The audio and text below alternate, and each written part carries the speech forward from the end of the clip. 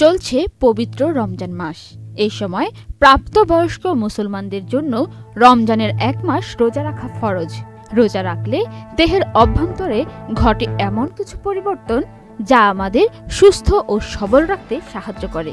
রমজানের প্রথম, দ্বিতীয় ও তৃতীয় 10 দিনে রোজা রাখার ফলে আমাদের দেহের অভ্যন্তরে কি কি ঘটে, চলুন বিস্তারিত জেনে আসি এই সম্পর্কে। রোজার প্রথম কয়েকদিন শরীরে তেমন কোনো প্রভাব পড়ে না। যেহেতু সারাদিন খাবার না খেয়ে থাকতে হয়, সেক্ষেত্রে শরীরে চর্বি খরচ হতে শুরু করে, যা ওজন কমতে শুরু করে। সারাদিন না খেয়ে থাকার কারণে সুগার বা শর্করার মাত্রা কমে যায়, যে কারণে শরীর কিছুটা দুর্বল হয়ে যায় এবং ঝিমুনির ভাব আসতে পারে।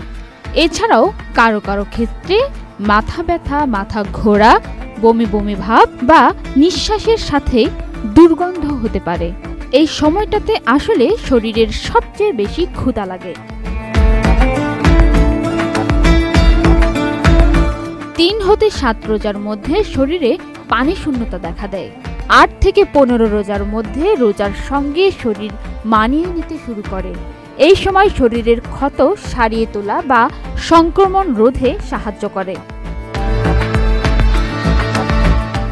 16 থেকে 30 রোজার মধ্যে শরীর হয়ে যায় ভারমুক্ত। তখন শরীর পুরোপুরি রোজার সঙ্গে মানিয়ে নেয়। টানা রোজা রাখার ফলে শরীরের পাকতন্ত্র, যকৃৎ এবং কিডনি এক ধরনের পরিবর্তনের ভেতর দিয়ে যাবে, যেখান থেকে সব দূষিত বস্তু বেরিয়ে শরীর শুদ্ধ হয়ে ওঠে। এই সময় শরীরের অঙ্গ প্রত্যঙ্গ তাদের পূর্ণ কর্মক্ষমতা ফিরিয়ে পায়, স্মৃতি এবং মনোযোগের উন্নতি হয়, শরীরও অনেক শক্তি পায়। বিশেষজ্ঞরা বলছেন, রোজা রাখা শরীরের জন্য ভালো, কারণ আমরা কি খাই এবং কখন খাই সেটার উপরও আমাদের মনোযোগ দিতে সাহায্য করে। পান্না আক্তার, চ্যানেল আই।